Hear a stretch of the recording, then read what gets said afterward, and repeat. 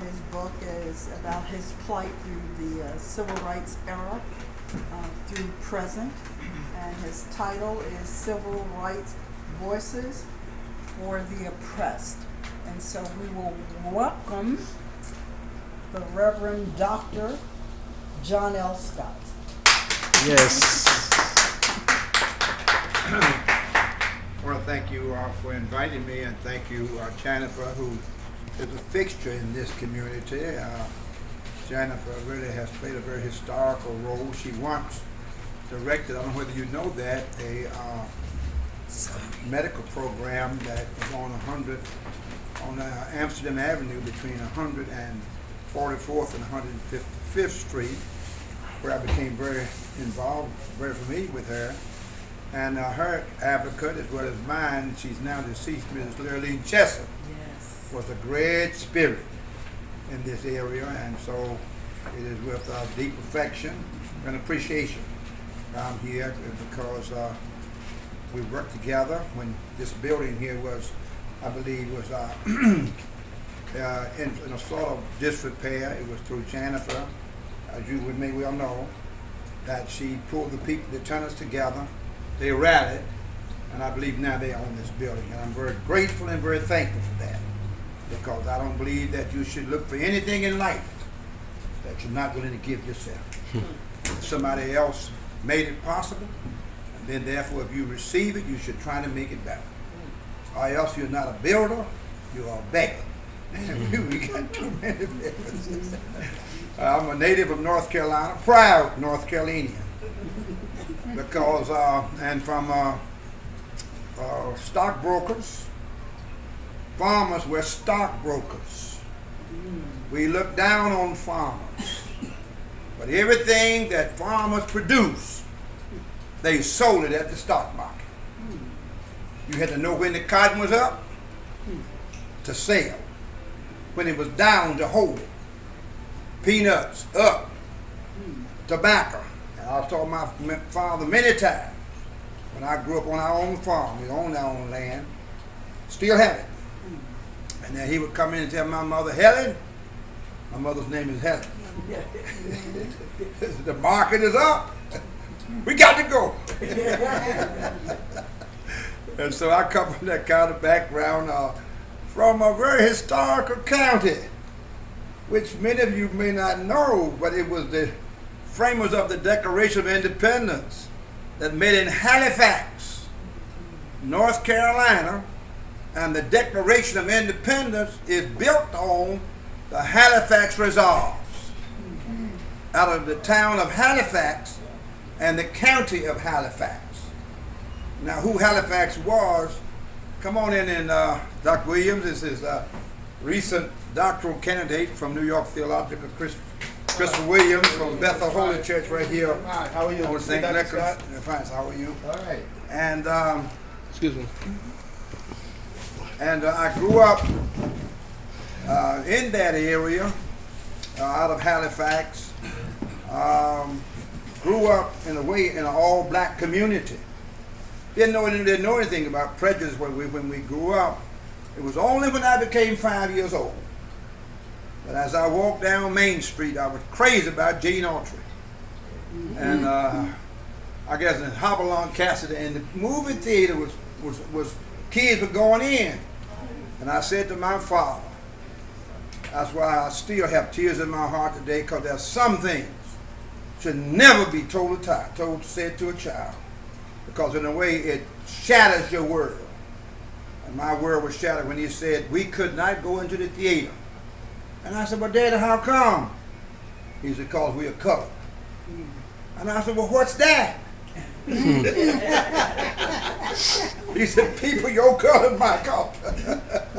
And I told him at 5 years old, Daddy, when I grow up and become a big boy, I'm going to do everything in my power to change this. I don't know where that, but that had certainly be the voice of God, right? I went to a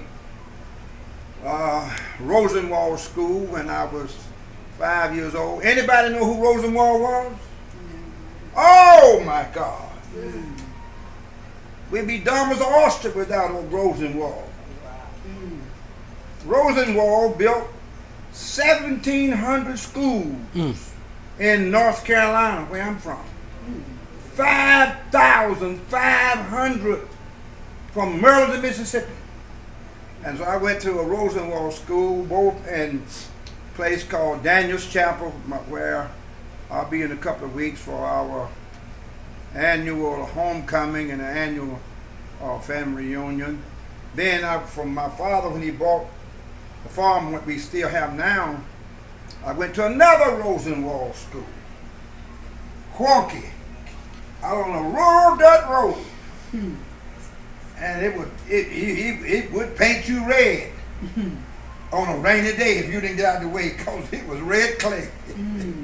And I was some kind of glad when they paved that highway, because we lived off the road back in the way back in the road, almost like the Garden of Eden where I come from. But when I was a boy, I didn't think that way then. I thought I was in captivity.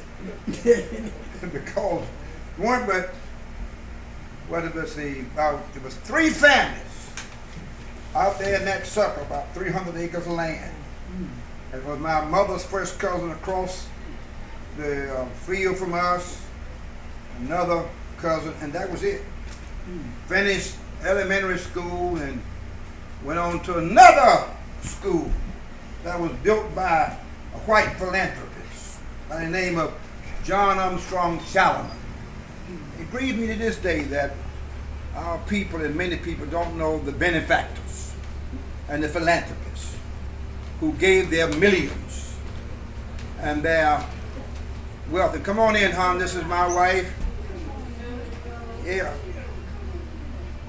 I got to pause a minute. Let me pause a minute. His people thought he was so crazy to be such a beneficent person to black people that they had him committed to an asylum.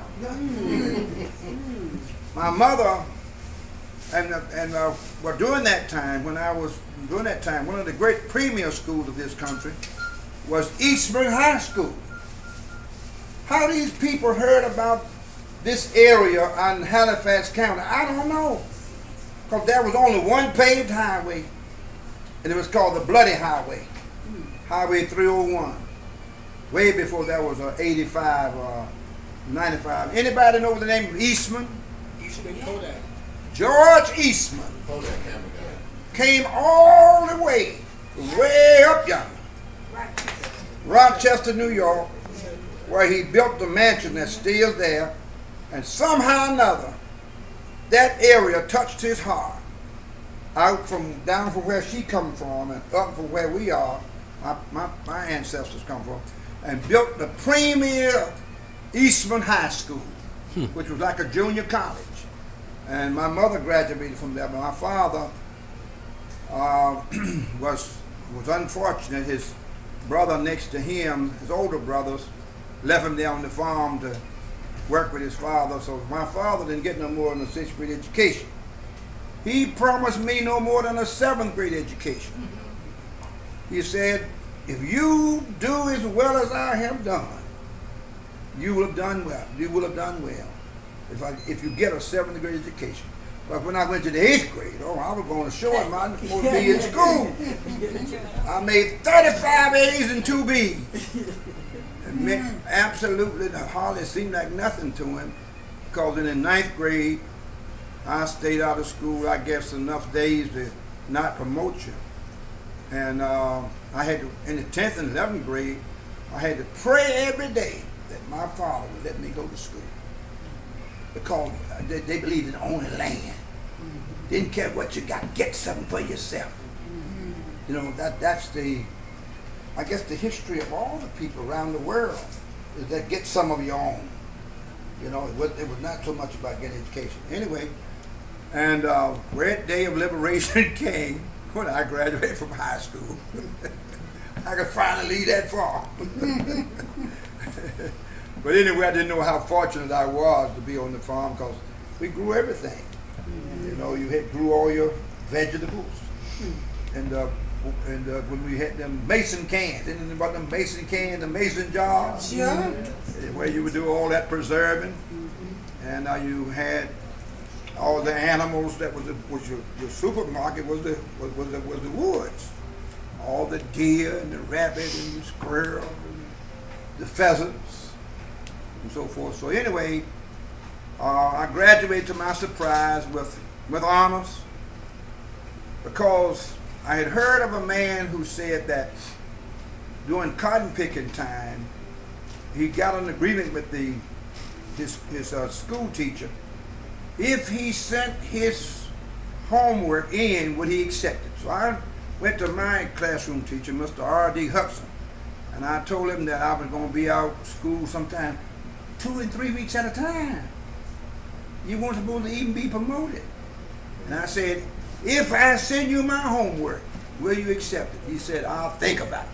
And I said, well, brother, I'm going to give you something to think about. So I gave it. And that's how I finished high school. And to a great blessing, my mother's cousin sent for me. I came to East Orange, New Jersey. Put myself through college. And I guess in a sense you read, have any of you read the book? Oh, The book? This book, yeah. We just saw it today. Just saw it today. yeah. Well, the book covers the your early years. I would say it's 4 parts. The early years of my days growing up. Then second, when I became a pastor in North Carolina, and later in the civil rights movement at 25. My dream was to excel past Martin Luther King.